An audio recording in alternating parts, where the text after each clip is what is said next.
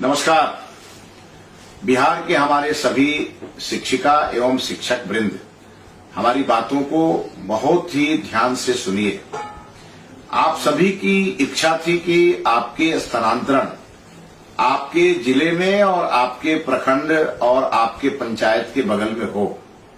इसके लिए माननीय मुख्यमंत्री जी और मैंने बैठ करके एक हम लोगों ने बिहार में स्थानांतरण नियमावली बनाई और अब दिनांक 29 जुलाई 2026 से 5 अगस्त 2026 के बीच सभी प्रकार के शिक्षकों के ट्रांसफर हेतु आवेदन लिए जाएंगे और वो आवेदन ई शिक्षा पोर्टल पर लिए जाएंगे। आप सभी को मालूम है कि ई शिक्षा पोर्टल चूंकि उस पर आप जुड़े हैं और उसी के माध्यम से आप अपना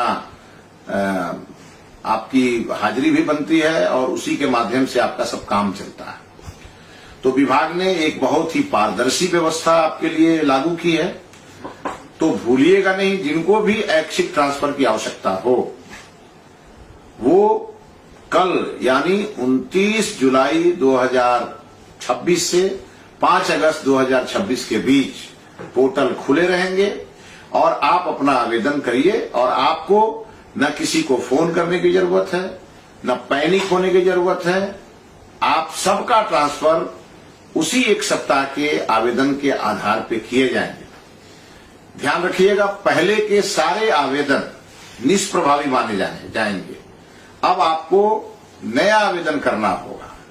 और साथ ही साथ कई लोगों को इस बात को लेकर कन्फ्यूजन है कि टीआरई 3 वाले शिक्षकों को मौका नहीं मिलेगा। वो कन्फ्यूजन दूर कर लें, उसके लिए हमने संशोधन किए हैं और हमने जिनकी भी अभी अवधि पूरी नहीं हुई थी उनके लिए भी हमने ट्रांसफर के रास्ते खोल दिए हैं।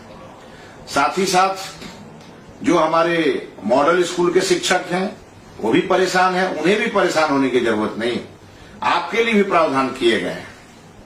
इसके अलावे जो हमारे लाइब्रेरियन हैं उनके लिए भी अलग से प्रावधान किए जा रहे हैं।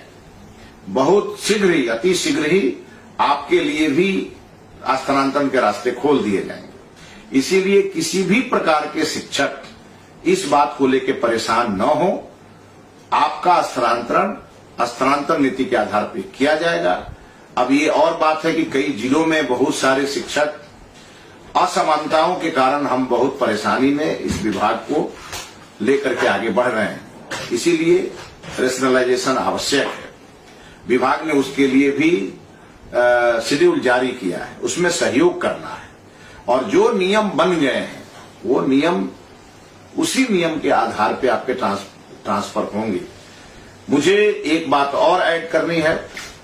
इस ट्रांसफर पॉलिसी के क्रम में और इस ट्रांसफर अवधि के क्रम में कहीं से भी मुझे कोई सूचना यदि मिली कि किसी शिक्षक ने किसी शिक्षा विभाग के पदाधिकारी या कर्मचारी को कोई रिश्वत दिया तो रिश्वत लेने वाला भी और रिश्वत देने वाला भी दोनों दंडित होंगे।